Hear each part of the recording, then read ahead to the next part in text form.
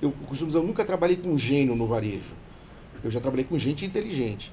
Mas ainda você tem banheiro para funcionar, para clientes lindos e limpos, mas você não tem uma retaguarda bem cuidada.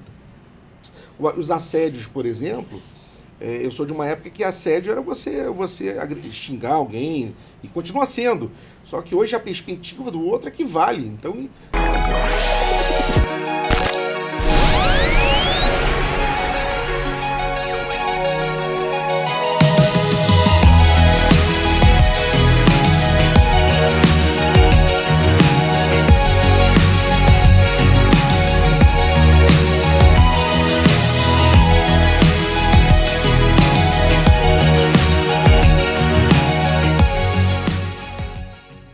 Mais uma vez aqui o RH Debate Podcast no ar.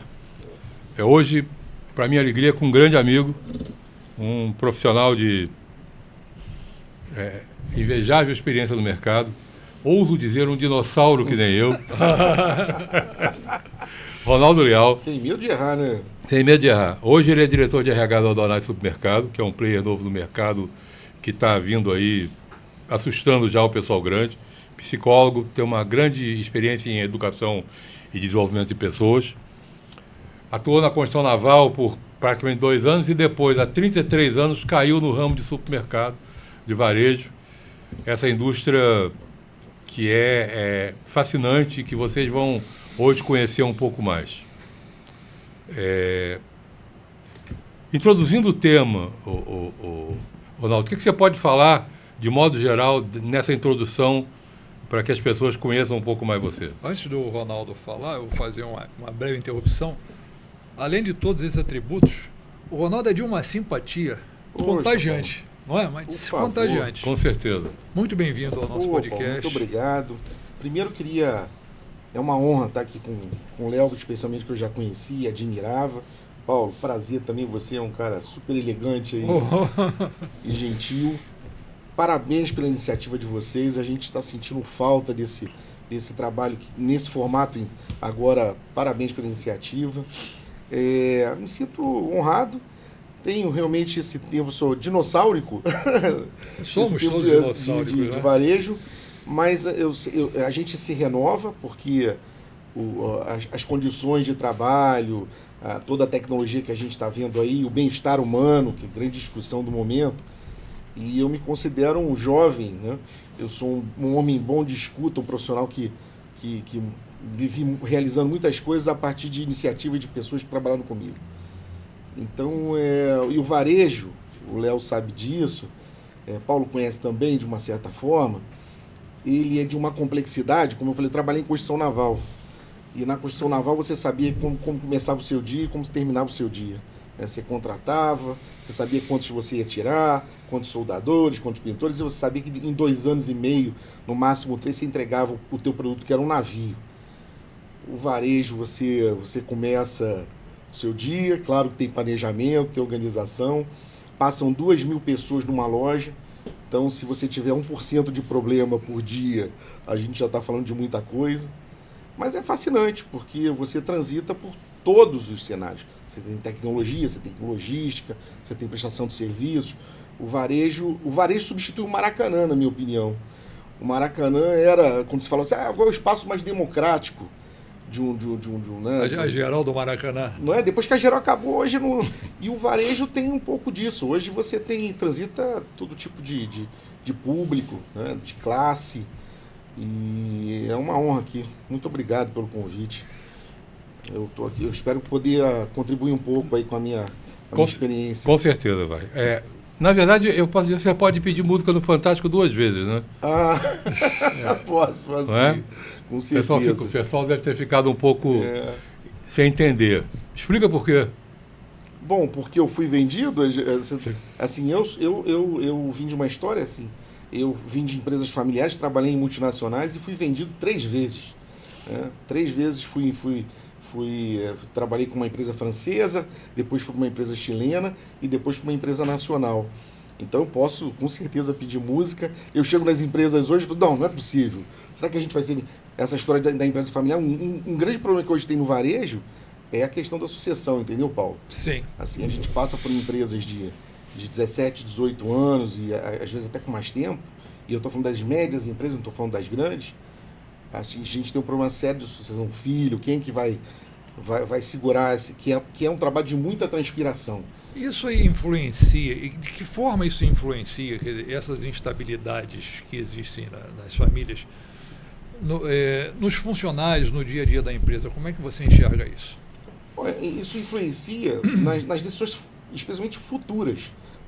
Você vai empreender, você vai crescer, para que direção você vai quando você não tem uma grande preocupação com a organização e processo das empresas, porque ou você vende, ou você cria uma comissão, que muitas estão fazendo os comitês, né, onde o sócio, a família sai do negócio diretamente e você contrata profissionais, ou você fecha, né? Ou você... Isso impacta os funcionários de uma maneira geral? Eles têm essa percepção de que há problemas em cima? Impacta porque a gente vem falando muito de vínculo, né, Léo? De você... Como é que você vincula se você pensa no final da história? É muito mais delicado. Né? Compromissos, propósitos, que são as temáticas de RH, cultura. Então, isso gera insegurança, com certeza. E aí a insegurança traz turnover, a insegurança traz você perder bons profissionais, porque eles se desligam se você não tiver uma cultura muito fortalecida. Isso enfraquece a cultura, com certeza. Uma coisinha só, antes da gente entrar no dia a dia da gestão de RH dentro do varejo, mas tem uma coisa importante. Eu sou meio testemunha da história, porque minha mulher trabalhava em varejo também, e vocês vendem, de repente, a RDC para o Carrefour. Isso. O Carrefour cria o Champion. Todos os empregados da RDC vão trabalhar no Champion e começa uma nova vida com um patrão francês, com uma multinacional, uma série de coisas. Aí tem um momento que eles desistem, né? As lojas eram todas próprias, vocês não venderam loja nenhuma, e vem a história do Prezunic, que é um case. O Prezunic, para mim, é um case de mercado. A hora que vocês voltam como Prezunic, qual é a reação imediata daqueles ex-empregados de vocês e o que aconteceu, na verdade, na hora de vocês montarem sua mão de obra? Olha só, eu passei lá exatamente esse período. Então posso narrar assim, nós viramos, cada um tinha 17 lojas em média, viramos 54 lojas. O Carrefour tentou montar uma estrutura de varejo de bairro, não funcionou, e aí tem muitos motivos para eles. Em 2 anos e meio eles conseguiram, não vou falar quebrar, porque eles ainda estão aí, mas a marca não vigorou, né? Não vingou. Veio um monte de português, né? O que eles botaram de português gerenciando. Exatamente. E o que aconteceu foi que essa família tradicional do varejo, que é a família Cunha, que é uma família formidável, que eu pude acompanhar há muito tempo, eles eram muito queridos, né? Eram pessoas que tratavam muito bem seus funcionários de toda a ordem, alimentação, o benefício saúde, os benefícios periféricos, eles não eram muito, nessa ocasião do varejo, não era muito comum, mas já começaram a aplicar benefícios, mas especialmente ambiência de respeito, alimentação, cuidado, individualizavam os cuidados com essa turma. Quando surgiu o Prezunic, o que aconteceu?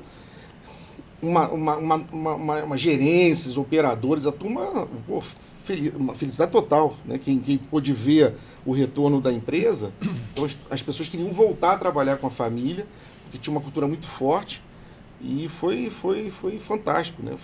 O Prezunic realmente foi um case, né? Independente de você ter perdido o trabalho naquele local que te causa trauma, na hora que aquele mesmo grupo volta, todo mundo volta. Sim. Interessante. Feliz Exatamente. da vida pela forma como era tratado, né?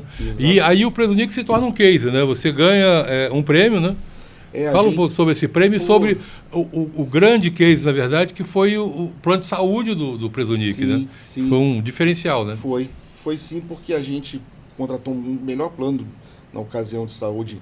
A gente até fez uma experiência com uma parceira, posso falar o nome? Pode. Que a gente trabalhou com a Mil na época, ainda uma empresa do Edson, né? Provavelmente e a gente fez uma experiência, isso era uma vantagem, né, da relação com os donos, de trabalhar com plano administrado. Bom, sim, conheço bem. Conhece bem, né? Conheço bem. E isso virou um case também, porque o Prezunic, a gente vivia com valores muito bons, porque tinha toda uma gestão da Mil, da empresa que trabalhava com a gente, e eu sei que eles trocaram de plano recente, né? E então isso também foi lá, imediatamente inauguramos em 2002, 2003 a gente conseguiu entrar com um plano. A premiação, nós tivemos 2 grandes premiações no Presunic, principalmente a de entrar na lista de melhores empresas para trabalhar, que não a gente lá no Great, a gente disse isso, olha, foi o primeiro mercado no Brasil, quiçá do mundo, né, porque essa é uma pesquisa mundial, a participar da empresa de melhores empresas para trabalhar. A pesquisa onde funcionários elegem a empresa como uma empresa com ambiência bacana.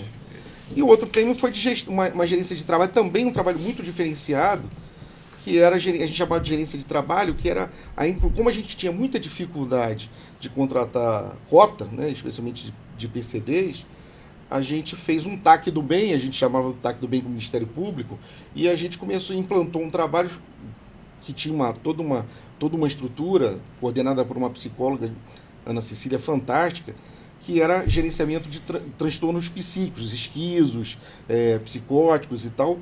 Gerência de trabalho, a saúde através da gerência de trabalho. É fantástico, né? E o Presunic me permitiu isso. A gente ganhou o prêmio Ser Humano, concorremos nacionalmente, porque é difícil tinha todo um investimento, mas tinha uma humanização muito forte.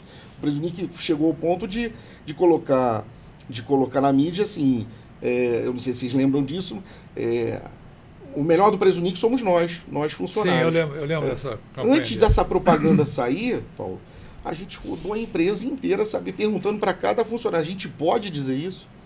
A gente pode dizer isso para o nosso cliente? Fantástico, né? E é fantástico. Né?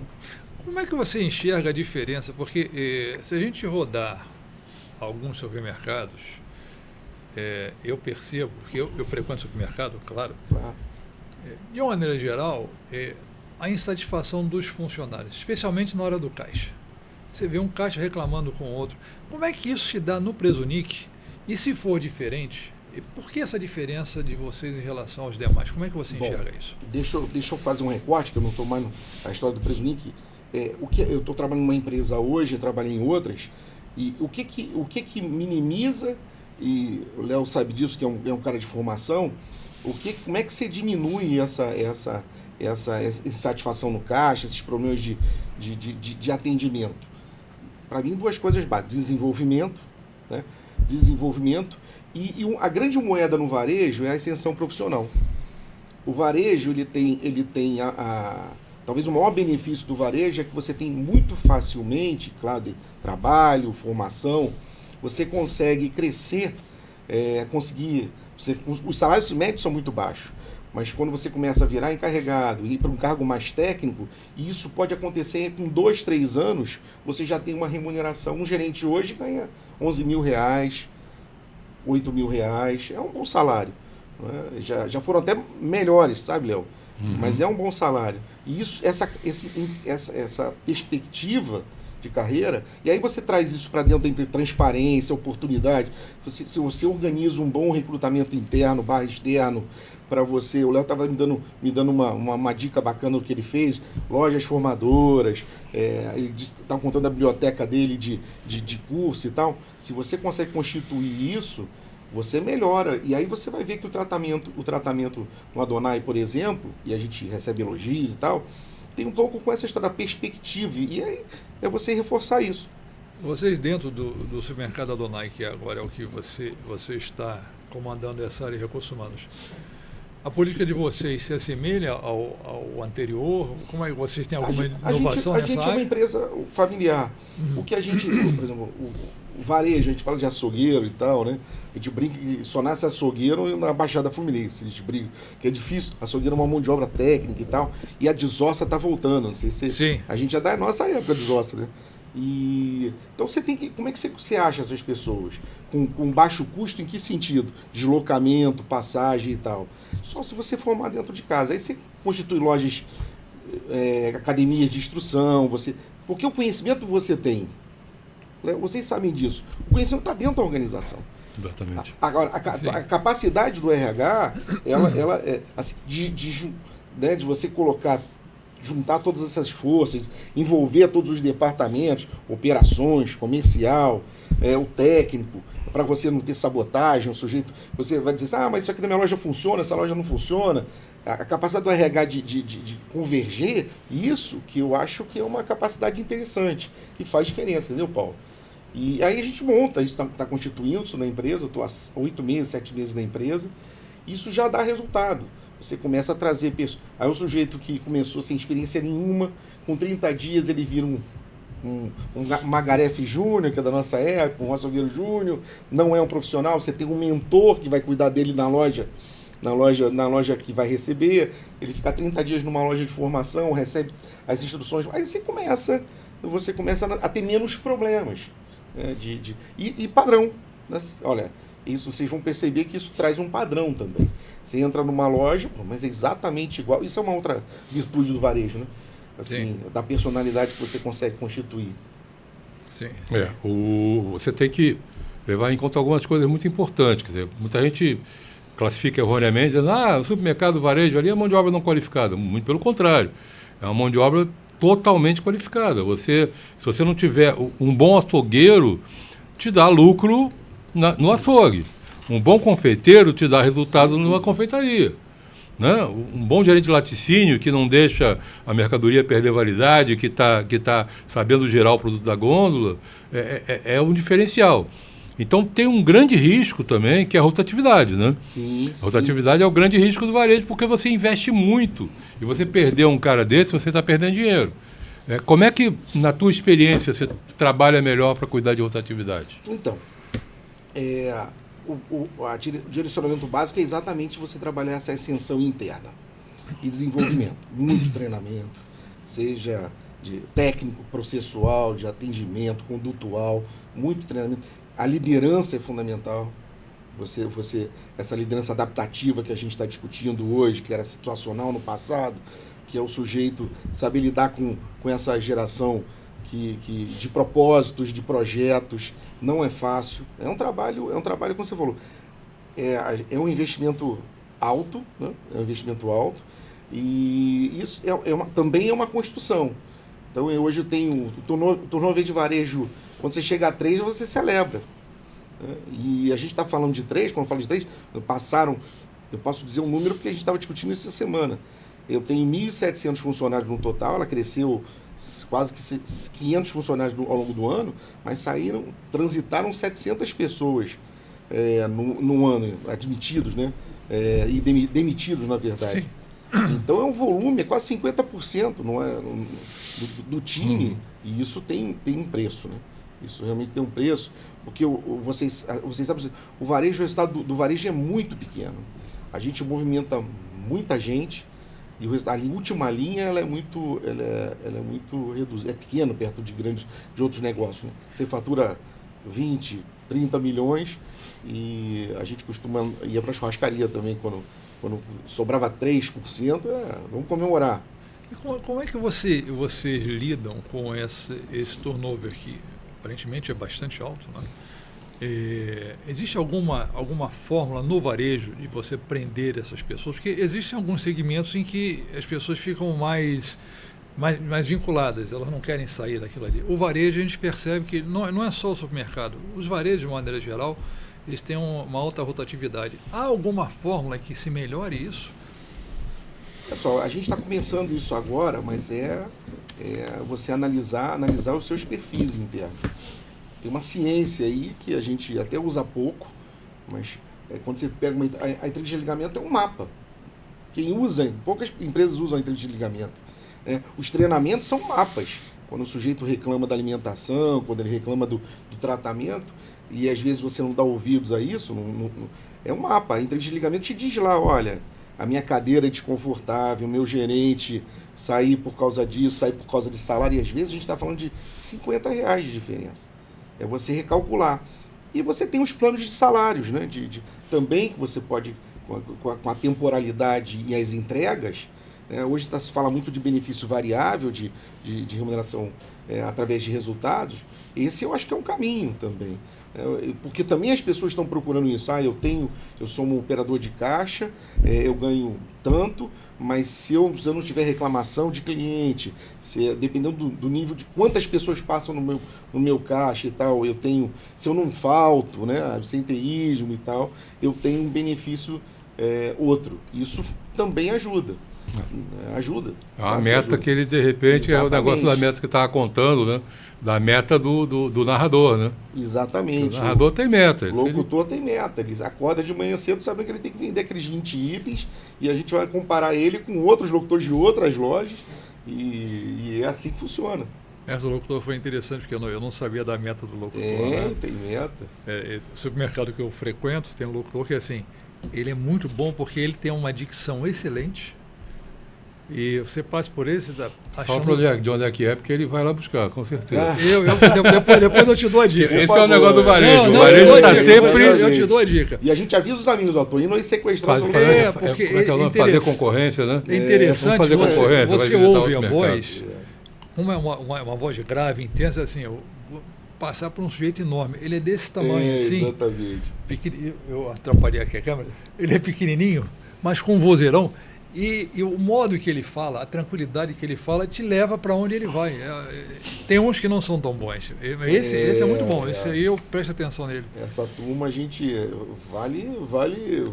Assim, eles fazem a diferença. Eu te dou a dica depois dele. Por favor, me ajuda. Fazem diferença. Não é fácil encontrar esse cara que fala direito, que tem um português. Sim, português, né? Exatamente. É outra coisa, tem um português correto. Tem a dinâmica da locução. Sim. E é um negócio bacana que isso acontece nas lojas, não tem classe média, não tem. Quando o sujeito fala que vai baixar o preço. Corre todo mundo. Exatamente. Assim, eu estou aqui junto à gôndola dos frios, não sei o quê. Aí quando você olha, está lotada a gôndola de frio. Para onde ele vai todo mundo atrás. Isso é muito bom. Uma outra coisa que pega muito no varejo e a diferença entre o bom varejo e o mau varejo é o clima, né? É um bom clima organizacional, um funcionário sorrindo porque está feliz lá dentro, faz uma diferença quando você está fazendo suas compras, né? Vocês têm algum... Hoje, né? Vamos pensar no Presunic, que é um case, e hoje, como é que você trabalhou e trabalha no novo clima? Léo, a gente está trabalhando hoje muito a liderança, em todos os níveis, né? Porque você tem o dono da loja, que é o gerente da loja, mas você tem os encarregados, você tem, às vezes, um sub, um sujeito, um encarregado 1 e 2, e muito fortemente a questão da conduta ligada à cultura da empresa, e a questão da comunicação. Assim, a comunicação também é muito importante. Assim, nas decisões que você toma, quem foi promovido, se há justiça, transparência nessa história. Então, mas a liderança, para mim, é ponto fundamental. A gente está passando por um processo de, como eu falei para vocês, a empresa cresceu muito rapidamente. Ela em 2 anos e meio, né, sai de um número de lojas e quase vai dobrar agora em março. Cresceu assustadoramente. Exatamente. Impressionante. E isso não sai, né, a qualquer custo. Você precisa mexer em processo, discutir controles e gente, especialmente liderança. Então é uma empresa familiar, vai continuar sendo, isso tem o seu valor, mas você precisa responsabilizar, especialmente a liderança. Porque assim, tem coisas que hoje fugiram ao nosso controle. Os assédios, por exemplo, eu sou de uma época que assédio era você xingar alguém, e continua sendo. Só que hoje a perspectiva do outro é que vale. Então, assim, o Paulo pode achar que... Eu posso achar que não tratei mal o Paulo, mas se o Paulo não se sentiu desrespeitado, eu tenho que considerar isso. E quem é que está preparado para isso? A questão também de... Imagina uma loja, você tem lojas que tem 1.500 funcionários. Sim.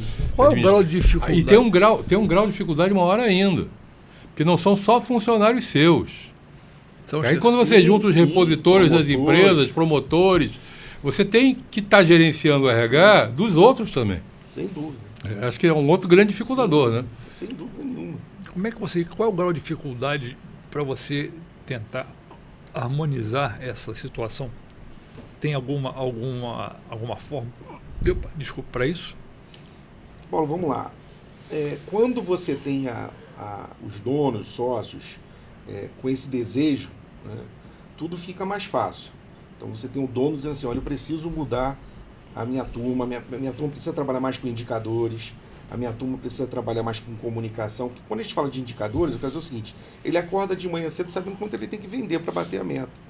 Mas ele não faz isso sozinho, ele tem as 100 pessoas lá que o Léo falou, que o açougue precisa entregar 10, a padaria precisa entregar 5, e essa compreensão de números, o varejo foi muito intuitivo muitos anos. O sujeito aprendeu a fazer aquele negócio, isso mudou muito, mas essa profissionalização é importante. Então, se os donos da empresa, se os sócios da empresa, eles querem, você tem mais facilidade. Eu sei que isso às vezes é contraditório, porque quer, mas sabe que mudança, como todos nós sabemos, ela não é consciente muitas vezes. Sim. Eu quero, mas você tem seus receios. Porque numa situação de mudança como essa, significa você estender um pouco a mão, você delegar um pouco mais. E essas empresas pequenas, elas são muito controle. Na mão de quem? Dos donos da organização. Quando você cresce, você não consegue mais. A gestão não é mais aquela. Exatamente. Você não tem como dar conta de tudo isso. Mas você tem as dificuldades, sim. Mas o nosso papel, né, o RH, é articular isso, tirar o que acontece é o seguinte, eu acho que para mim é claro. Quando você tem que fazer... Léo, me corrija aí, professor.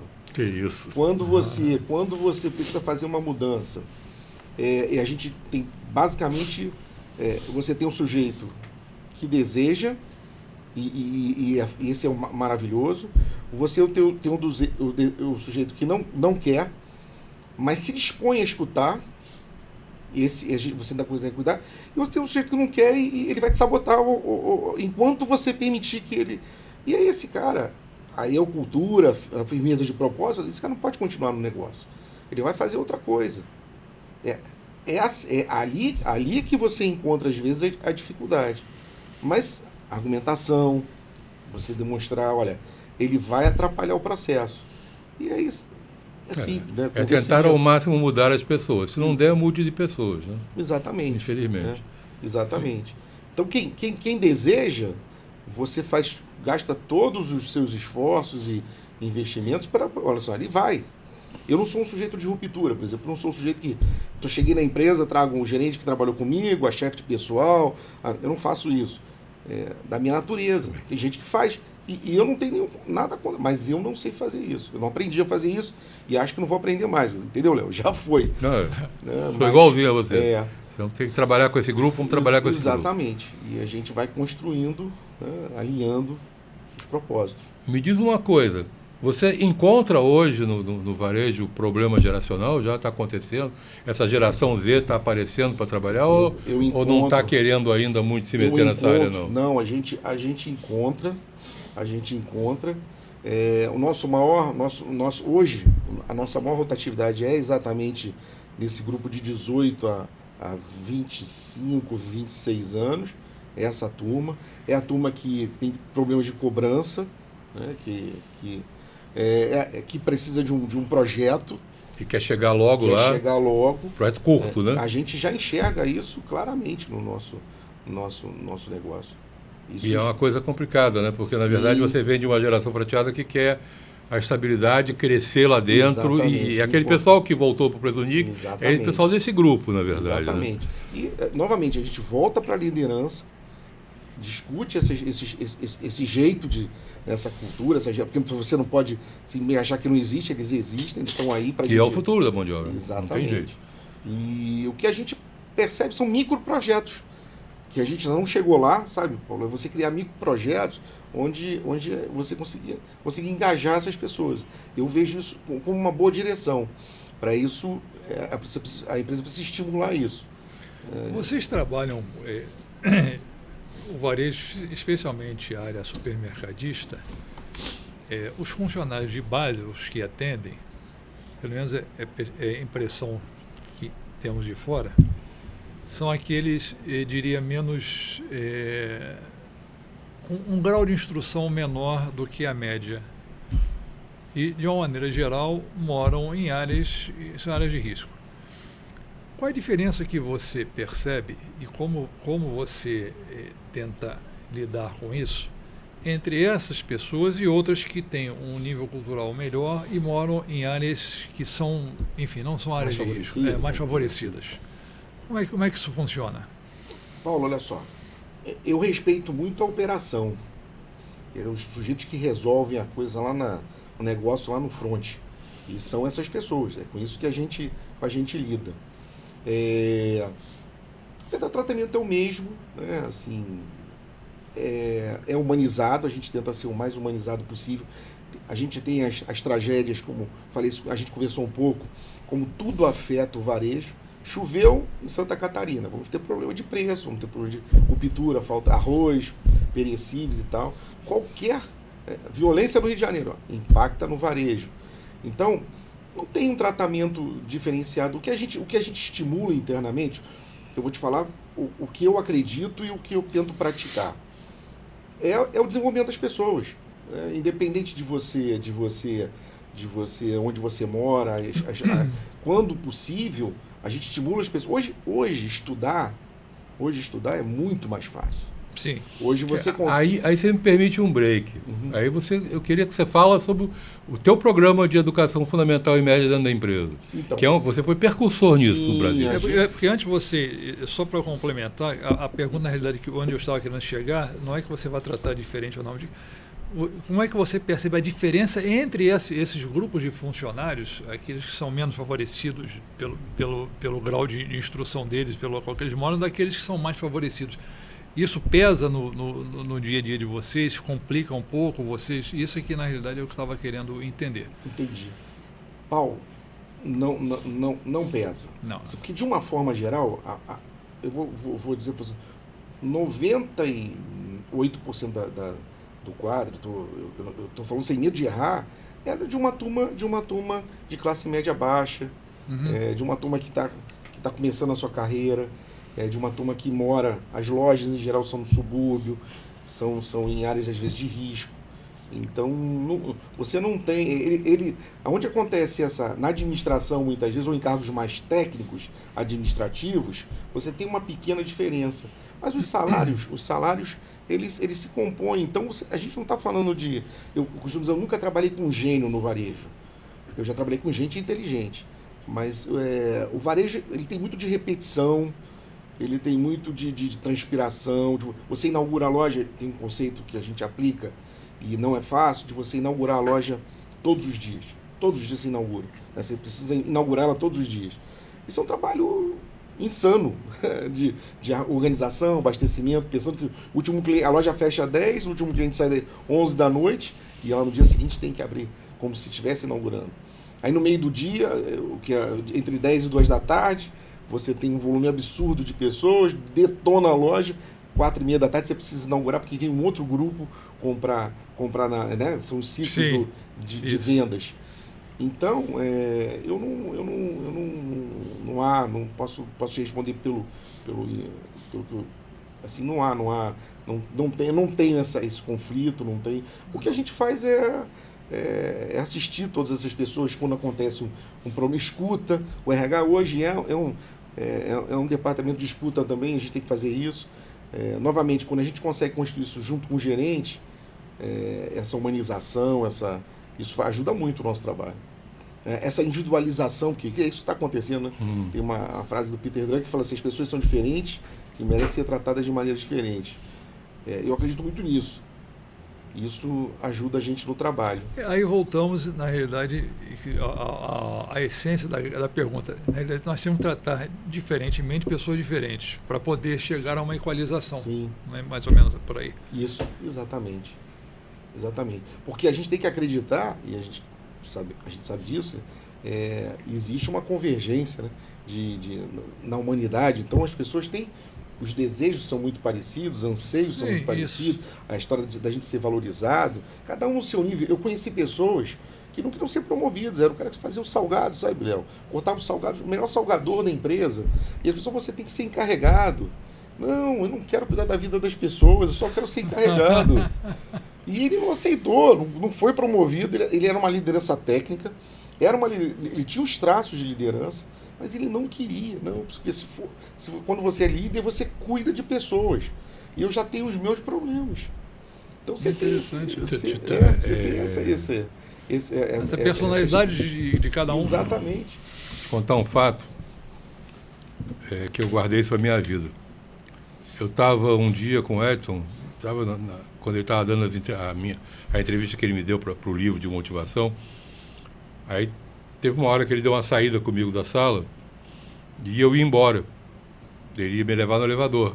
Aí tinha um faxineiro lá que comentou, boa tarde, doutor Edson. Aí assim, boa tarde, fulano, tudo bem? Tudo bem. Mas como é que você está? Como é que está tua esposa? Como é que está tua mãe, tua família, teus filhos? Ele lembrava o nome da mulher do cara. Aí ele falou assim, Léo, volta aqui. Aí ele voltou para a sala, ele mandou chamar a gerente de RH dele. Ela entrou e ele falou assim, onde nós erramos com o senhor fulano? Por que, doutora? Ele ainda é faxineiro? Esse homem me acompanha desde Caxias. Ele não podia mais ser faxineiro. Você vê a mentalidade. A mentalidade. Isso você faz uma empresa crescer. Aí, é aquilo que eu entrei naquela pergunta. Na hora que você pega esse pessoal de locais diferentes, onde é que você tenta igualar eles? Na educação. Sim. E na cultura, né? E você tem esse pessoal que, na verdade, não tem mais tempo, não tem condição de estudar, ou porque os horários deles são muito complicados e ele não tem mais hora na escola, ele não consegue vaga, né? Aí você, em um momento da tua vida, se iluminou e começou um telecurso lá, que você pirateava um telecurso segundo grau. Essa história é muito boa. E aí... Agora eu posso falar que eu acho que eu não vou ser preso. Não, claro que não. E pirateia aí do bom, não tem problema. E acabou criando esse programa, né? Sim, Conta essa história pra gente. Essa história é muito boa. Essa história é maravilhosa. Porque como é que... Assim, além das questões de formação, de treinamento interno e tal, você tem esse gap de educação, de pessoas que não tem ensino médio, não tem ensino fundamental. Como é que a gente tentou resolver, aplicou um programa para resolver isso? Nós fomos o primeiro mercado, pelo menos do Rio de Janeiro, eu tenho certeza que foi, a implantar o telecurso, aquele que a gente via na televisão e tal, com aqueles vídeos e tal, dentro da nossa empresa. Isso ele está falando de que ano? Puxa, deve ser eu estou falando de 94, Continente 95, ainda. Olha quanto tempo tem. Continente. Supermercado Continente. E tem uma história boa que, bom, quem eram os professores? Eram os fiscais de caixa. No intervalo, eles davam aula para os... Que bacana isso. E eles faziam aquela prova do município, do estado, iam certificando biologia, português e tal. E a gente era um mecânico, por exemplo, semi-analfabeto. Eu sabia ler, mas não tinha estudado. E ele fez o ensino, ele concluiu o ensino fundamental, concluiu todo através do telecurso. Mas a história boa é que esse cara virou uma notícia. O telecurso, que era da Fundação Roberto Marinho e tal. A gente precisa entrevistar esse cara, essa história é maravilhosa. Ele foi entrevistado no Bom Dia Rio e o dono da empresa, Joaquim, que é um cara fantástico, não sabia que isso estava acontecendo dentro da empresa dele, né? Mas era maravilhoso. Ele bate, que história é essa? Ele trocava meu nome, que tinha um gerente chamado Jorge. Eu sou o Ronaldo. Ele, ô Jorge. Eu falei, não, sou Ronaldo. Não, Ronaldo. Que história é essa? Minha empresa está na televisão, fazendo educação e tal. E foi formidável, né? Muito bacana. E interessante, todos esses instrutores, Léo, todos eles viraram gerentes, supervisores em outras empresas. Como a transferência de conhecimento faz com que você se desenvolva. Todos eles. Eu sou capaz de citar 10 nomes aqui dos professores voluntários que viraram pessoas diferenciadas. Conhecimento abre um mundo que aquele que não tem não conhece. Exatamente. É como se tivesse uma venda nos olhos. Né? Exatamente. E quando fui para outra empresa, quando me pediram, você quer... E a gente pirateava a fita, porque não tinha dinheiro. Trabalhar sem dinheiro, né, Léo? Trabalhar sem dinheiro não é fácil, não. A gente pirateava as fitas, copiava uma e tal, e dava problema beça. Então, mastigou a fita, aquelas... No tempo do VHS.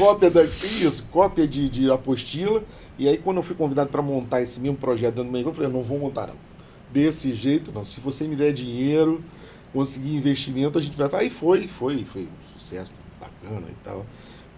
E era uma tentativa de compensar isso que o Léo comentou um pouco.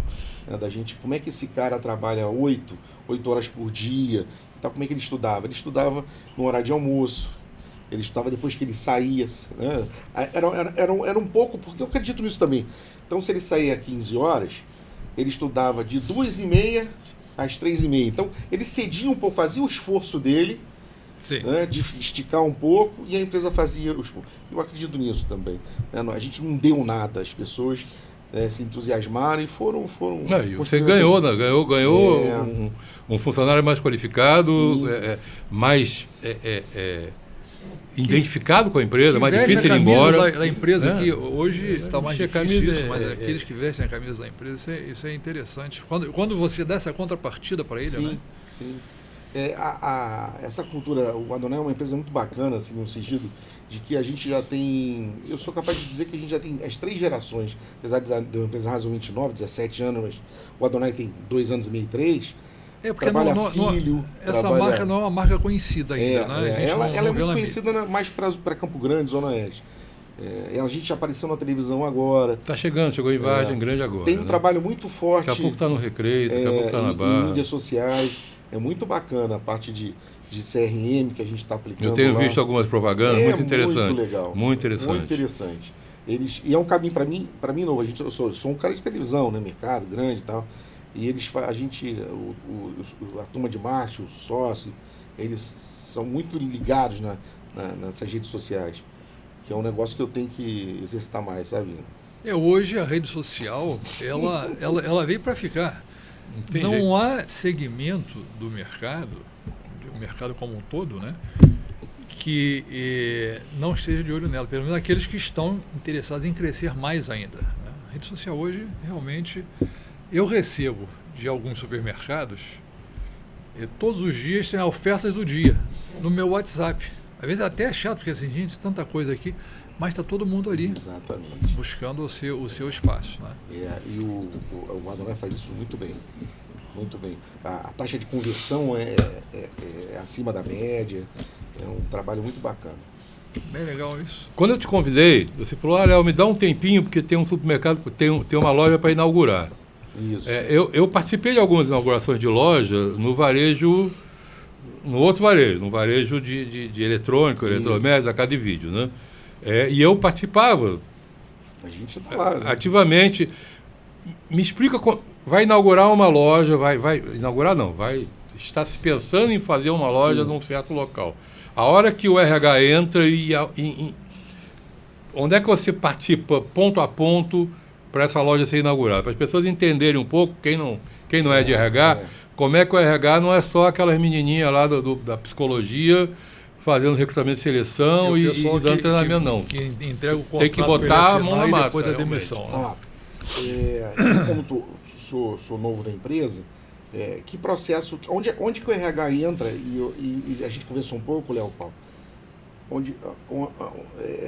dessa história da gente ser um pouco mais estratégico e tático. Quando começa a se desenhar a planta, você aparece. Por quê? Você está falando de postos de trabalho, quantas balanças vão ter, quantas entradas e saídas você vai ter nessa...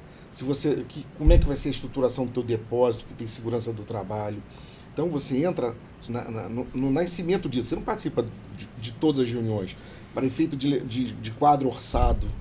Quer dizer, qual é a projeção? A loja tem 2.000 metros, o que você projeta para essa loja de vendas, qual o quadro que você pretende selecionar, os extratos, vai ter gerente, quantos gerentes. Isso a gente já participa lá atrás. Então esse trabalho é feito às vezes 4, 5 meses antes da loja inaugurar. Essa parte estratégica é toda de vocês. A gente discute com o conselho diretor, e cada um com a sua parte, um financeiro, o outro mais voltado para manutenção, construção, obras, o comercial. Sim.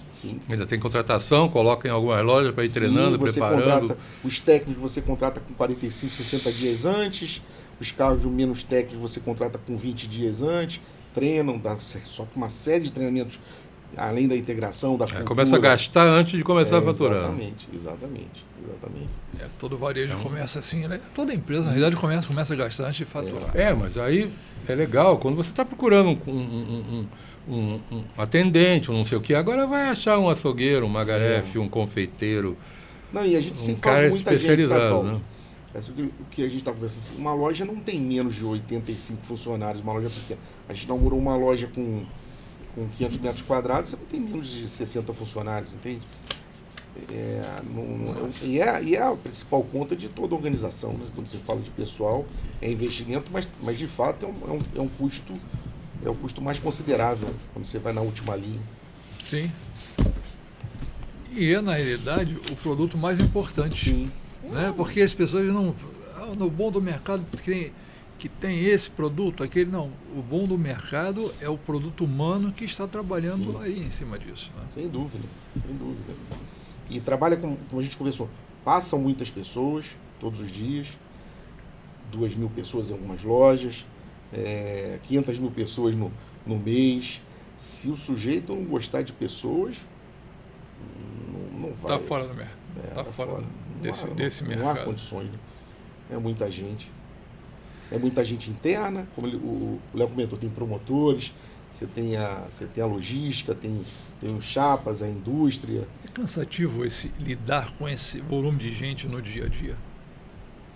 Quando todo mundo assume seu papel, não. Enquanto você não tem isso organizado, cada um sabendo do seu... Vou dar um exemplo bem simples. Nós somos muito fiscalizados, né? E tem que ser mesmo, alimentação, vigilância sanitária, pesos e medidas.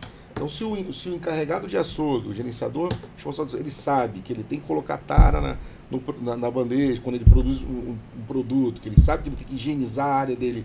Isso constituído é um relógio. Né? Então, você tem lá, o cara, ele lava o setor dele de manhã, lava à tarde, e aí você não tem problemas. Enquanto você não constitui a cultura, porque não adianta você dar um lugar limpo e maravilhoso se você não explica para o sujeito, meu amigo, essa sala é sua, esse lugar, esse espaço é seu, essa organização é você que cuida. Por mais que você tenha gerente, é o sujeito. E aí quando você constitui essa inteligência, ele entende exatamente que ele não só vende carne, ele alimenta uma família, e aí você começa a fortalecer cultura e boas práticas. Uma curiosidade, uma teoria minha, que eu vejo isso não é em um só supermercado, mas diversos supermercados, que eu acho uma coisa infernal, pelo menos comigo. Você está acostumado, numa determinada loja, você tem aqui a seção que você compra, sei lá, o azeite, a seção ali do macarrão, a seção ali não sei o quê, e aí você chega hoje, vai querer som do azeite, aí você fica perdido, aí sai rodando, onde é que está aquela porcaria de eleição que era aqui? Aí tem que perguntar, não, agora é ali. A minha teoria, acho que eu estou certo, é que isso é para te obrigar a andar de novo no supermercado. Você está acostumado, então você já sabe o que você quer, você não vai contar o segredo. É isso mesmo? Paulo, eu vou tentar te explicar porque cada empresa tem um modelo, mas o modelo real é o seguinte. Eu estava conversando isso um pouco com o Léo. Acho que foi com o Léo que a gente conversou. O que acontece... não, foi com o Léo, não. Foi com Eduardo Mota. Eduardo Mota. O sujeito... A gente costuma dizer que a gente vende produto, mas na verdade a gente vende espaço. Né? Varejo vende espaço. E os espaços de maior venda são os espaços, em geral, das grandes marcas. Quando o repositor... Essas mudanças, muitas vezes, são feitas pela própria indústria, quando manda um promotor, aumento de espaço. Porque aquilo é uma ciência. Né? Se eu tenho 100%, eu vendo 30%, e 30% de share, eu tenho 30% de espaço, do melhor espaço. Se eu tenho 20%, essa é a lógica. E o que acontece, essas mudanças acontecem muitas vezes, ou porque ruptura, faltou um produto, aí você tem os deslocamentos e tal. Mas tem essa questão de achar, não, isso é para gerar. Às vezes você faz uma mudança de layout, sim, porque você achou mais interessante, você quer fazer um teste, acontece no varejo, mas não é. Eu nunca escutei que fosse esse propósito. Em geral é do operacional mesmo. E venda de espaço. Né? Exatamente. Não, que às vezes acontece uma loja que eu costumo frequentar. Então tem um corredor disso, daquilo. Tá? Aí quando você olha, aquele corredor não é mais ali. O corredor inteiro com produtos diversos foi para um outro lado. Tem um Aí gênio você- surreal. Exatamente, tem um sujeito que estuda Tem isso, umas as coisas que Nilces eu da digo. vida. Tem um doce de leite argentino que é maravilhoso. Que o Mundial. Só achei até hoje o Mundial. Só que você chega na gôndola de doce de leite, você não acha, porque ele está escondidinho na última prateleira de baixo. Porque a grande marca brasileira está pagando para aquele negócio que eles chamam de doce de leite estar na tua vista. Aí eu tenho que ir lá e vou procurar. Ele não falta porque o Léo compra. É. Ele tem que existir. Muita gente compra. Ele é maravilhoso, é espetacular. E outro dia eu estava procurando, não estava achando, aí veio uma senhora e perguntou para você, cadê o doce de leite argentino? Não sei o quê. Ah, não, ele mudou, senhora, ele está ali Ali agora. embaixo. Aí eles mudaram ele de lado, mas também já estava bem vazio, você tinha que enfiar a mão lá embaixo para pegar. Eu falei, porque eles não têm Esse promotor. negócio Exatamente. que o Léo compra. Eu estava uma vez numa reunião com o diretor do Bob's, na série do Bob's. E aí fiz uma pergunta a ele. Eu não entendi até hoje por que o Bob's acabou com o hot dog. Que era uma das coisas que eu... O concorrente do Genial, quase. Exatamente. E aí depois ele falou, não, porque nós tínhamos uma venda baixa e o último que nós vendemos foi na antiga loja que eles tinham na Marechal Floriano, não, antes, a continuação da Marechal Floriano é a... Visconde Rio Branco, Visconde Alma. O último que nós vendemos foi lá, eu falei, então acho que foi eu que Fui eu comi o que comprei. último cachorro quente de vocês, porque realmente eu lembro na época, eu tinha comido, depois não achei mais o cachorro quente, eu falei, comi o último cachorro quente de vocês. Mas voltando à nossa situação aqui do nosso recursos humanos, quer dizer, essa área aqui é uma área assim, engraçado, quem está de fora, às vezes não consegue perceber como é uma área dinâmica e como ela tem compartimentos dentro dela, né? É uma coisa, depois que eu comecei... E trabalhosa. Muito trabalhosa, trabalha-se muito. a entender os recursos humanos, até pela atividade que eu exerci, que era junto aos recursos humanos, que era, na realidade, a área de saúde para as grandes empresas, você vê que como é que um bom recurso humanos ajuda uma empresa e um mau recurso humanos atrapalha a empresa. Poderia falar um pouco sobre isso? Eu poderia. Assim, o conselho que a gente dá, né, Léo? Primeiro tem que conhecer o seu negócio. Procura conhecer o seu negócio, quer dizer, genuinamente o seu negócio. Respeita quem opera o negócio. Isso é fundamental. Não é fundamental? Fundamental. Então a gente em geral, quando você está na matriz, né, num escritório, que a gente fala, tá lá no ar-condicionado e tal, na frente do computador não vai nada, a gente costuma responsabilizar a turma que está lá na ponta. Os caras são os imbecis, não sabem fazer, mas em nenhum momento você compreende exatamente quais são. E às vezes a dificuldade é um carrinho de compras, a dificuldade é um equipamento que você é inadequado, é uma escada que é indevida, é um agendamento de entrega de fornecedor que não foi feito, e ele está fazendo hora extra. Então, a primeira coisa é conhecer o negócio. Porque eu, como sou formado também em psicologia, eu sou da época do testes projetivos e técnicos, a gente acha que é só aquilo. Eu tive na construção naval uma experiência bacana que, antes de eu chegar no recrutamento e seleção, fui apresentado à escola para onde eu encaminhava as pessoas que eu selecionava. Então, quando eles diziam assim, olha, tem que ter destreza, né, que tinha aqueles testes de destreza e tal, vou te explicar por que tem que ter destreza. Aí mostrava lá o soldador, que não podia errar o ponto de solda daquele navio, imagina, e tal, é o montador, por que ele tem que montar. Você está entendendo por que ele tem que ter, por exemplo, velocidade, por exemplo, quando você vai lá calcular a produtividade, porque tem um prazo. E aí você começa a entender que tem uma associação. Não é simplesmente aplicar um teste ou fazer uma dinâmica, um teste situacional, porque você faz. Isso infelizmente, ainda acontece muito, né, Léo? Assim, as pessoas não associam o seu trabalho ao negócio. É o que eu entrego. Isso eu estou falando para o lado operacional. Fora que você precisa entregar para a tua diretoria, para os executivos, para os donos, para os sócios. Você faz um treinamento, eu costumo dizer o seguinte, RH não se apropria de nada. Baixei o preço da caneca, RH Debate. Ela é 30, fui lá o locutor, R$20 e tal. O comercial falou e baixou o preço. Vendeu umas 50 canecas. O que o comercial faz? Olha, 50% de aumento, a gente e tal. Só que Onde é que o RH entra nessa história? Treinamos o locutor, eu disse para ele como é que vai cair disso e tal, cuidado com a tua fala, com a comunicação e tal, faz nesses horários e tal. A gente não se apropria de nada. O marketing diz que, olha, eu botei uma marca aqui e tal, bonita e tal, e cresceu 10% da vida. Que é? Então, quando você faz um treinamento, desde o mais técnico ao mais condutual, qual é o extrato dessa história? A gente precisa exercitar isso. A gente fala do bom e velho pré-teste e pós-teste, né? Quanto mais sistematizado, melhor. Mas assim, ele entrou sabendo zero, só você aprendeu 50%. Pô, 50% de evolução. Isso, eu preciso demonstrar isso para quem? Porque o sócio, as pessoas não compreendem isso. Ele não sabia nada. Eu estou contratando um sujeito que não tem experiência nenhuma. Sim. Então, a nossa turma de RH precisa, porque a gente é subjugado muitas vezes, porque você chega lá, você sabe quanto você fatura? Não sei. Porque tem empresas que realmente fecham isso. Você sabe qual é o teu faturamento por metro quadrado? Também não sei. Você sabe quanto você fatura por Você sabe qual é o teu produto final? Não. Não sei. Como é que você vai discutir um negócio, Paulo? Você não consegue discutir um negócio.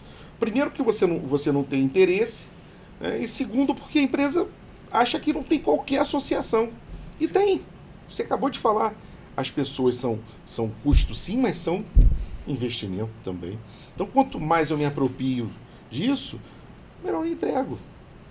E aí, menos eu fico chorando lá, a vida não me escutam, o RH não é ouvido. E aí a gente tem que meter um pouco o pé na porta nesse sentido. Né? De se apresentar. O Léo me deu um exemplo maravilhoso. Ó, quando apresentou uma solução, apresentou com um número, quanto vai custar, quanto a gente vai ganhar, quanto a gente vai perder. Quanto a isso, não tem discussão. Quando você chega no dono da empresa, ele sabe que se você está dizendo, eu vou perder hoje, mas daqui a 3 meses a gente vai celebrar. Não tem ninguém que vai te dizer não, Paulo. Não há dono de empresa que diz, não, vamos tentar, vamos fazer. Agora, eu falei, o Léo, quando me deu o exemplo, eu disse, Léo, mas quantas pessoas estão preparadas para realizarem dessa maneira? No mercado de hoje é muito difícil. Difícil. Você ter uma ideia, é uma coisa... Eu sempre gostei de... Logo que cheguei na Casa de Vídeo, eu tirava as quintas-feiras para... Eu não trabalhava, eu ia ver loja. Conhecer todas as lojas e me apresentava para o gerente quando eu chegava. E os donos da Casa de Vídeo eram muito low profile, né? E o meu diretor, o Atílio, ninguém conhecia. O Atílio e o Luigi andavam de ônibus, andavam de táxi, andavam a pé, ninguém sabia nem quem eram eles. Que eles não apareciam em nenhuma propaganda, em coisa nenhuma. Aí o Atílio foi e falou assim, se toda quinta-feira vai ver loja, a partir de hoje eu vou contigo. Então ele me encontrava às 7 horas da manhã no escritório, aí entrava no meu carro e ia rodar a loja. E aí eu estava bem forte, ele também era um homem bem forte.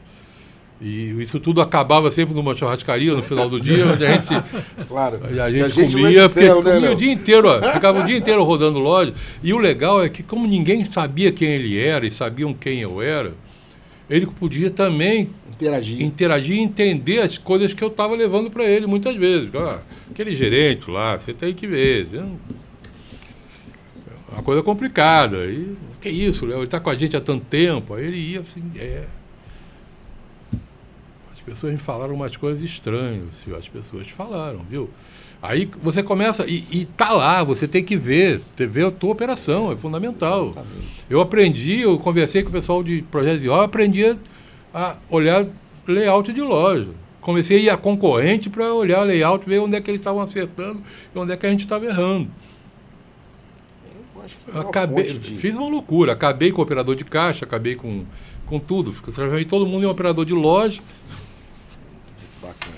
Criamos aquele sistema de multifunção, papa-fila, o maestro, que é o locutor lá, mas é o cara que muda todo. Mas é fundamental conhecer. Na indústria eletrônica, o cara não sabia o montador não sabia o que era que ele estava fazendo. Vamos conhecer o teu produto final, né? E isso leva a um outro fato, que é a humanização, né? Você falou várias vezes da humanização, né?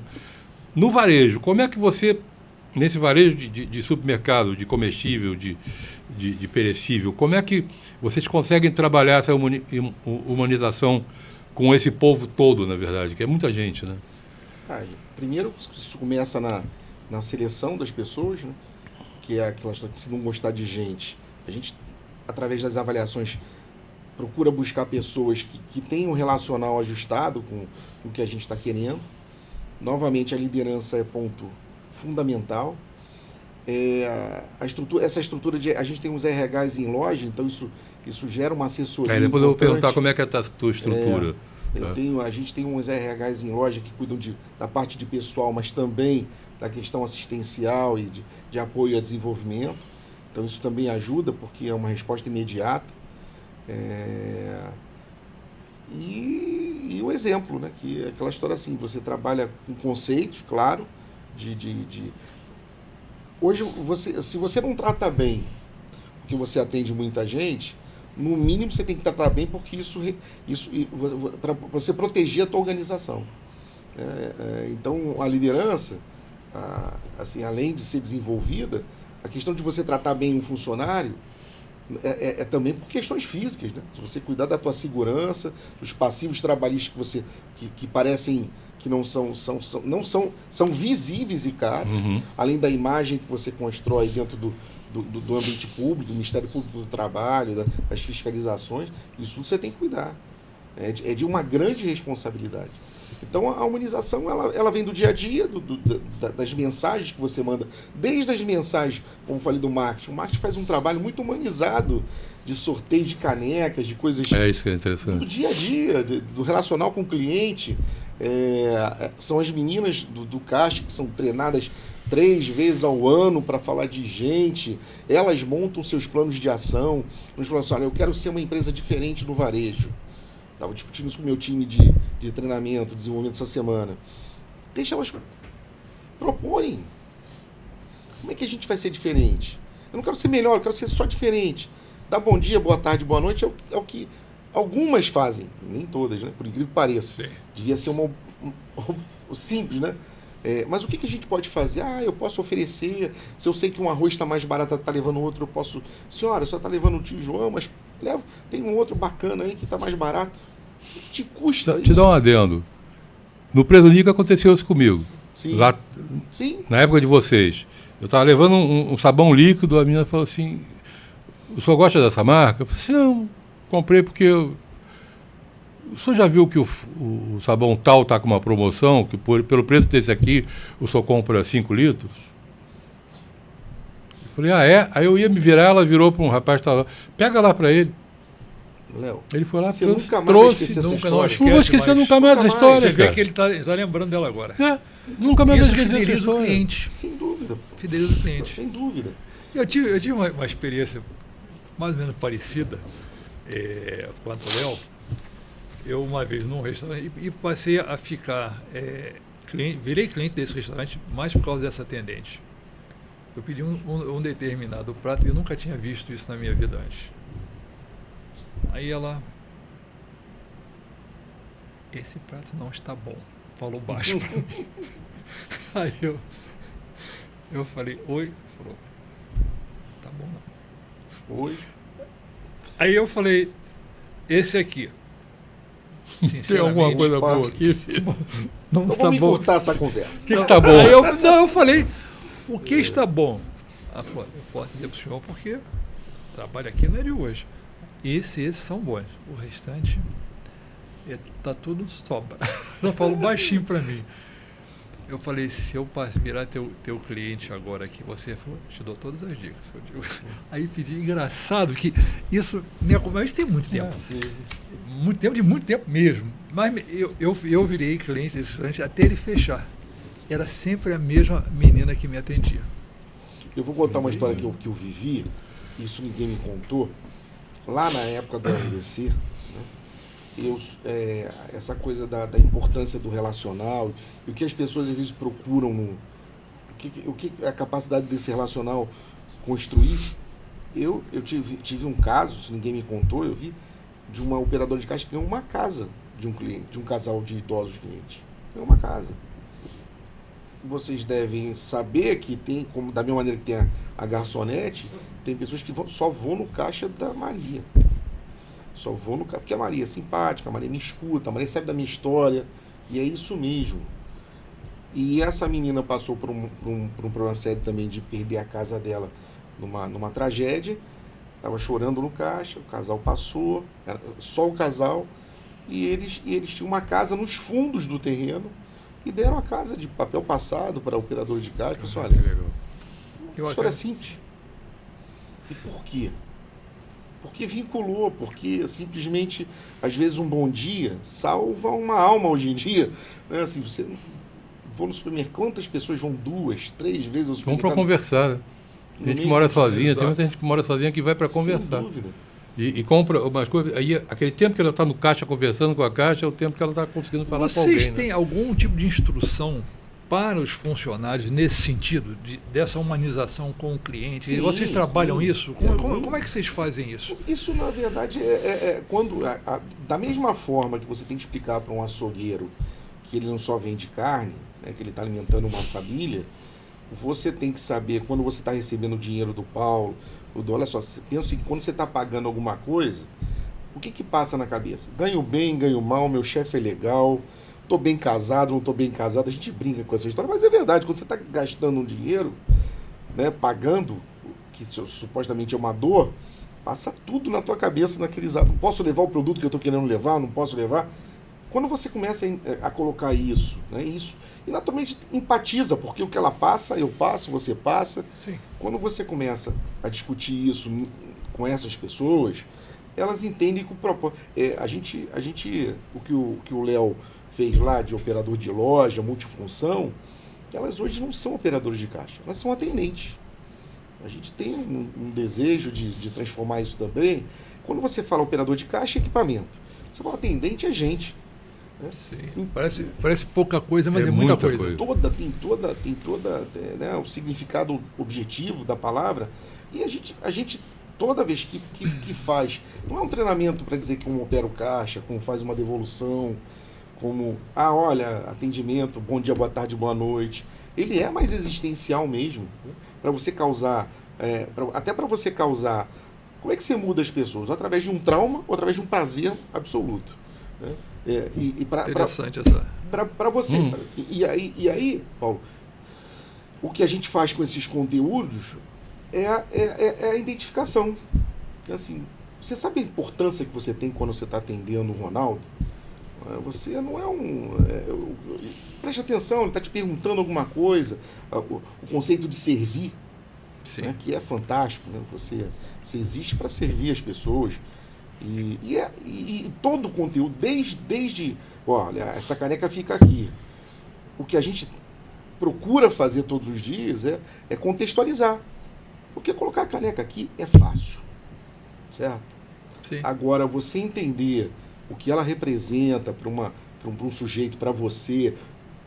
Plano de saúde. Você sabe que você precisa vender 1000 canecas para você ter um plano de saúde. A empresa não vai te dar um plano de saúde. A gente precisa vender mais tantos R$1.000 para sobrar tanto, para a gente começar a discutir isso. Então, isso é do dia a dia. É um direcionamento, né, do RH, dos sócios da empresa. É interminável. Você diria que o RH é a alma da empresa? Diria. Pessoas, né? Gente, é a alma, é o maior dos ativos, literalmente. Quando a gente fala de inovação, de onde vem? Vem de máquina. É a diferença, né? Não vem de um processo. É a diferença. Hoje em dia, nesse mundo globalizado, todo mundo tem os mesmos produtos, tem os mesmos layouts, as mesmas gôndolas. A diferença é quem está te atendendo, são as pessoas que estão te atendendo. Ontem, mais um exemplo, assim, no Presunic ontem. Eu fui comprar um... Eu quero que você fale a Donai a próxima vez, que eu vou te levar lá na Donai para você. Eu vou. Por favor. Fui comprar uma Coca-Cola reciclável, e lá no Presunic do Recreio tem. Escutei a sua reclamação? Escutei? Escutou a minha reclamação, né? Ninguém tem isso, só tem o Presunic e o Vienense. Aí eu tô lá, tinha uma menina, uma moça novinha, passando umas compras, era um caixa mais vazio, eu parei atrás dela, uma caixa novinha, passando, ela... Quanto é que tá? Ela puxou tanto. Então peraí. Aí foi lá, correu lá, aí veio com um pacote de papel higiênico e um cif, aí botou, deu, deu, tudo bem, deu. Então, vamos lá, pode fechar. Ela fechou, tirou um cartão, inseriu, passou aproximação, assim, deu mais de 200. Aqui no Presunic, 200, a partir de 200 tem que botar a senha. Tá. É a senha. Peraí. Aí, tranquilo. Aí ela pegou o telefone e ligou para a mãe. Mãe, qual é a senha do cartão roxinho? Ah, tá. Mãe, não é. Ah, tá. Espera um pouco, tá bom. Ela, calma, fica calma. Não, mas o senhor, não, fica calma comigo também, que eu quero ver essa história, como é que vai acabar isso. Eu queria ver como é que ia acabar. Um monte de compra passada, tudo já passado, né? Aí a mãe liga, não, tal. Aí... Mãe, não passou de novo. Ih, a terceira bloqueei. Ela falou, a senhora não tente mais para não bloquear o cartão da sua mãe. Espera um pouco. Aí ela chamou o fiscal, explicou o que estava acontecendo, botaram as compras todas do carrinho, foram para atendimento. A senhora vai com eles, que eles vão preparar tudo para entregar na sua casa e pagar lá. Perfeito. Solução. Ela não perdeu a venda. Deu a solução. Deu a solução. A menina abriu um fidelíssima. sorriso aqui. Ai, meu Deus do Não céu. frustrou? Eu não sabia nem como é pois que eu ia levar essas compras a casa. Então agora eu vou para casa e vou esperar lá. Fantástico. Fabuloso. Você Empoderar, né? Você tem que empoderar quem está lá no negócio. E não é uma caixa cascuda dessa. Não, uma menina nova, novinha, toda maquiadinha, toda...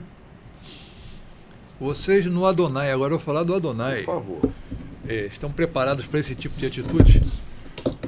A gente está construindo Tá isso. construindo Tá chegando lá, A né? gente está construindo. A gente vai chegar, não tem nenhuma dúvida.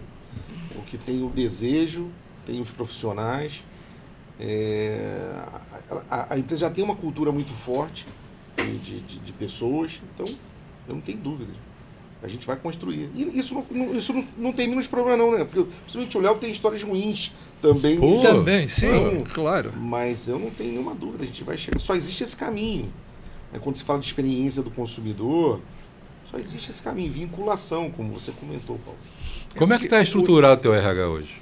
Eu tenho folha, benefícios, né? Basicamente, desenvolvimento, a parte de salários, de cargo-salário a gente está constituindo, tenho segurança do trabalho, medicina terceirizada, basicamente é uma estrutura formal. Pequena. Quantas pessoas? São na loja eu tenho um RH, então você tem que contar com essas pessoas. São 13 lojas, são 13 pessoas. Eu tenho mais 12 pessoas, então são 25 no total. 25. Só Dificuldade você tem tido dificuldade de recrutamento e seleção de pessoal de RH? Não tenho tido não. Assim, muita gente fazendo RH, isso é uma... Cresceu a beça, né? De RH, Lá no passado você tinha que trazer alguém que não era não para tem. preparar ele para ser, né? Muita gente interessada em pessoas, em desenvolvimento de pessoas, apaixonada por gente. Não tem problema não. O fato da gente ser longevo, dinossauro, como você comentou, a gente conhece muita gente, né? Então a gente não tem esse problema não. Eu sabia que ia ser ótimo. Poxa, infelizmente, o tempo urge. E a gente teria como ter mais 3, 4 episódios aqui, com certeza. Muito feliz de você ter podido vir estar com a gente. Foi uma manhã maravilhosa, tá? Quero te agradecer bastante ter conseguido tirar esse espaço da tua agenda nesse momento complicado, que eu sei que é uma loja em cima da outra. Passar a palavra para o Paulo para falar alguma coisa e te deixar à vontade depois para encerrar. Muito obrigado. Ok? Agradecer a sua presença, a sua simpatia e a quantidade de informações que você trouxe para todos nós, nossos espectadores, e foi muito bom. Esperamos poder contar com você em outras oportunidades para termos mais debates sobre recursos humanos. Poxa, muito obrigado. Primeiro dizer que foi uma honra. Vocês são muito gentis. Espero ter atendido um pouco da expectativa. Já falei antes, eu sou um admirador do Léo, da história do Léo. Paulo, ganhaste também um amigo. Estou completamente à disposição de vocês, assim, sempre que eu puder apoiar, ajudar e já sei também a quem socorrer, para quem recorrer se eu tiver qualquer necessidade. Mas foi um prazer, foi maravilhosa essa manhã. E me coloco à disposição, né, para vocês, para a turma que vai interagir com o RH Debates. Eu acho que vai ser um sucesso, como tudo que o Léo toca aí, é sempre de muito valor. Agradecer, muito obrigado. Fiquei muito feliz de estar aqui com vocês. Muito obrigado. Para você que está nos assistindo, não esqueça curtir e compartilhar esse programa. Ok? Até o próximo, então. Até o próximo, gente. Obrigado. Boa tarde.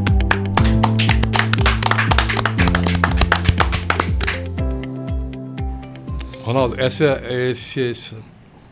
sessão agora que a gente vai fazer é uma que é dedicada para os membros do canal.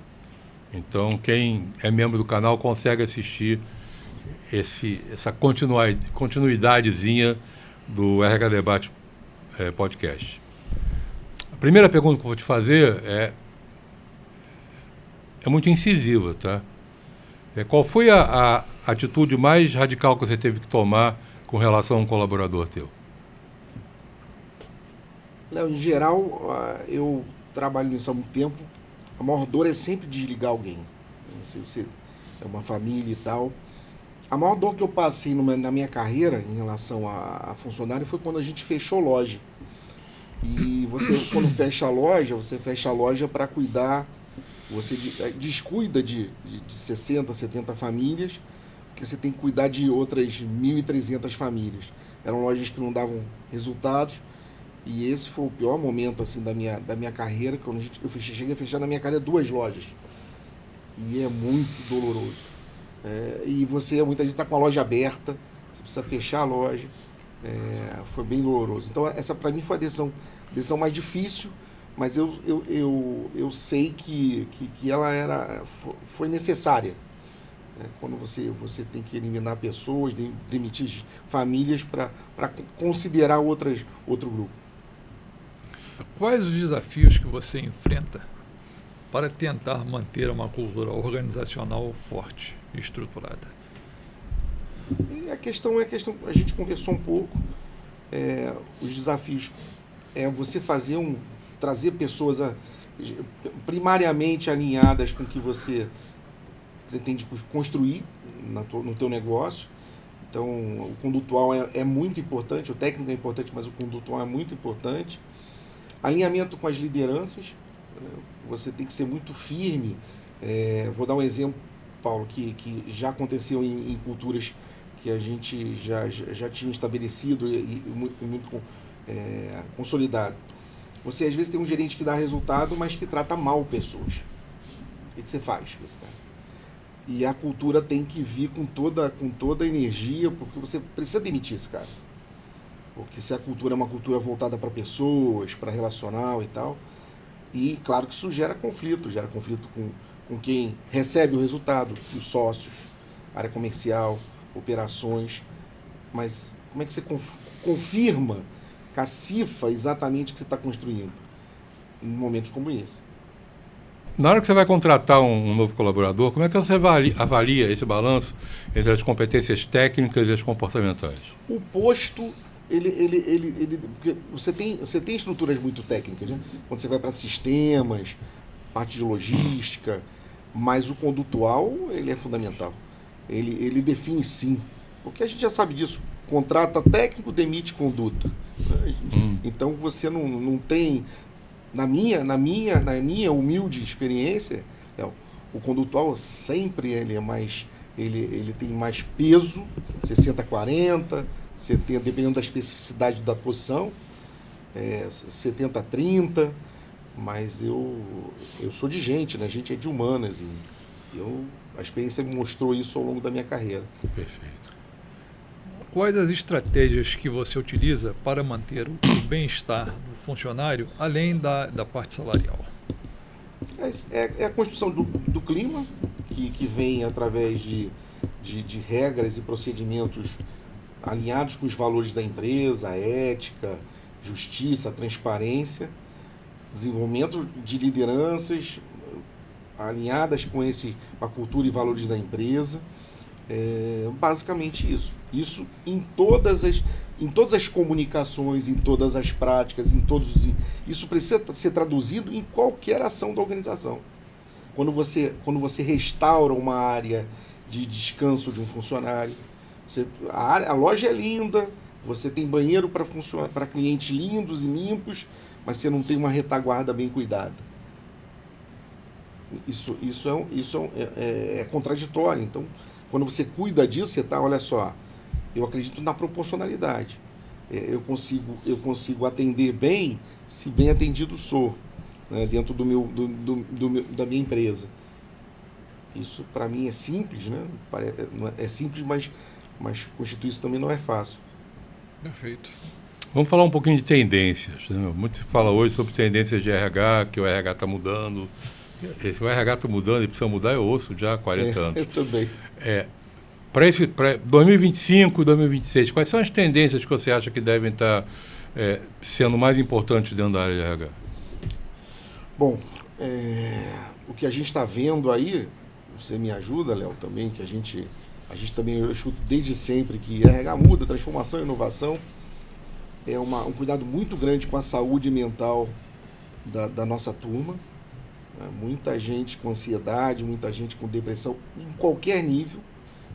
Antes a gente falava da pressão sobre lideranças, hoje você tem operadores, porque as pressões não são só da organização, são pressões voltadas para a segurança, voltadas para conflitos familiares. Então, eu não vejo nenhum... A saúde, né? A saúde mental da nossa turma, a família foi um pouco desconstituída, né, no sentido de que a velocidade dos acontecimentos e tal, a gente precisa recuperar um pouco isso.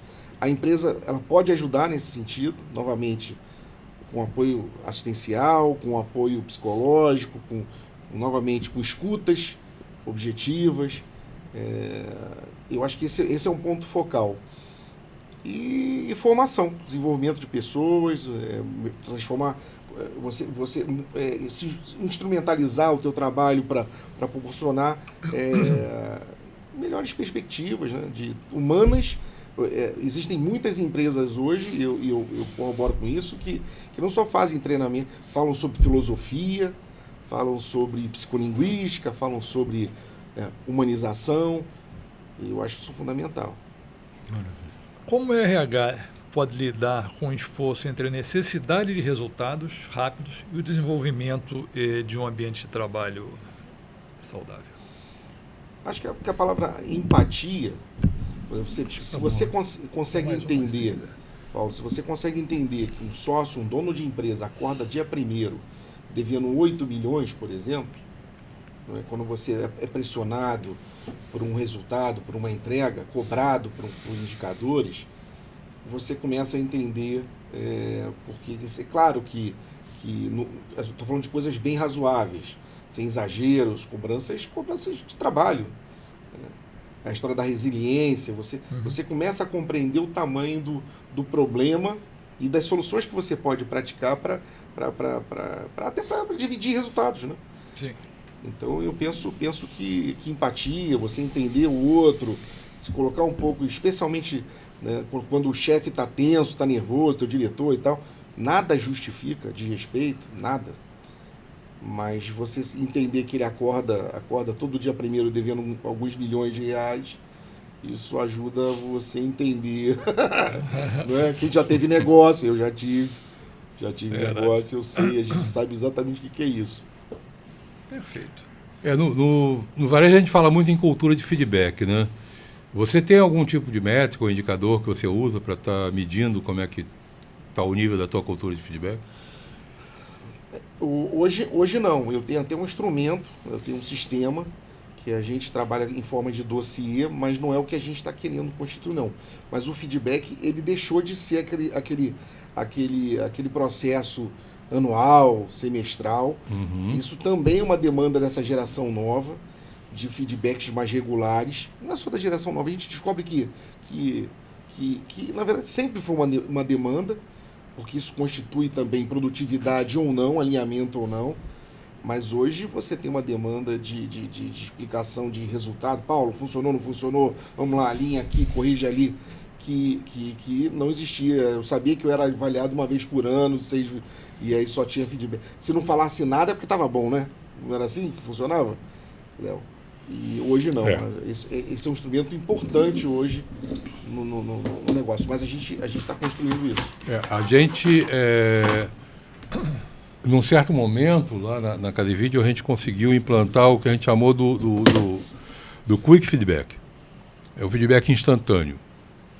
Tá, a gente criou um cartão, chamado cartão Cadevídeo, que você entrava numa loja e se você viu um bom atendimento, você dava o cartão para o cara. Você, na hora, recebeu um feedback por um bom trabalho. Bacana. E aí isso tudo ia cair numa urna que ia fazer um sorteio no final do mês, Legal. por loja, por setor, e aí você estava trabalhar o feedback imediato, na verdade, né? Porque e hoje é altamente cobrado isso, né? Você tem que estar toda hora dando um resultado. Mas tudo bem. Perfeito. Ronaldo, foi maravilhoso. Foi espetacular ter você com a gente. Muito obrigado. Poxa, eu queria já. Você vai voltar, com certeza. Vai voltar, Tenha certeza. porque Muito acabou obrigado. agora a nossa entrevista, mas está com aquele gostinho de quero mais, né? Ficou com gosto de quero mais, Vocês são gente. muito Ficou com gosto de quero mais. generosos, inteligentes, né? Muito bom. Maravilha. Obrigado por tudo. Eu que te agradeço.